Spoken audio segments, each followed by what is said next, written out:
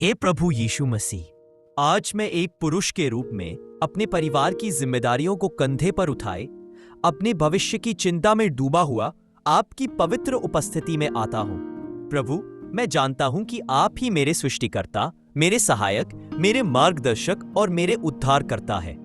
मेरी सारी ताकत, मेरी सारी उम्मीदें, मेरा सारा जीवन आपके हाथ में है। हे प्रभु, मैं अपने मन की सारी बातें किसी मनुष्य से नहीं कह सकता, लेकिन आप मेरे मन की हर गहराई, हर चिंता और हर संघर्ष को जानते हैं।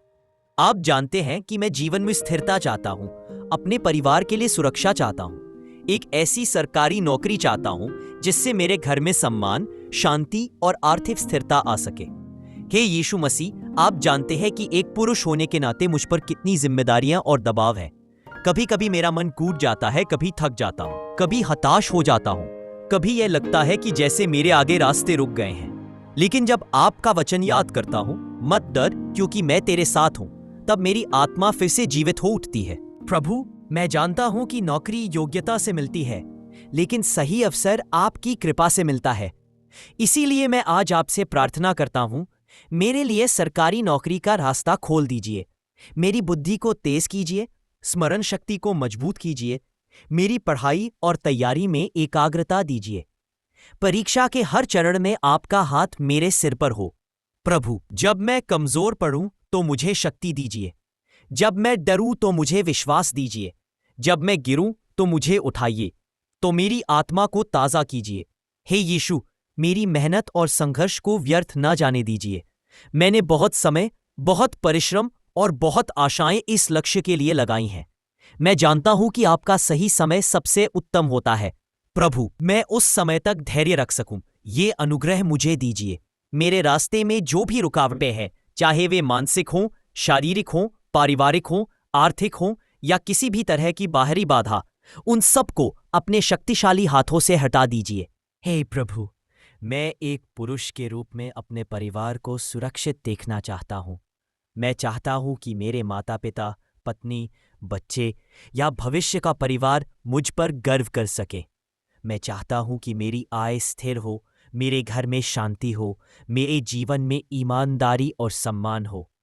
प्रभु यीशु, मेरे परिवार को एकता, प्रेम और स्वास्थ्य दीजिए। हमारे घर से हर प्रकार का झगड़ा, तनाव और परेशानी दूर कीजिए।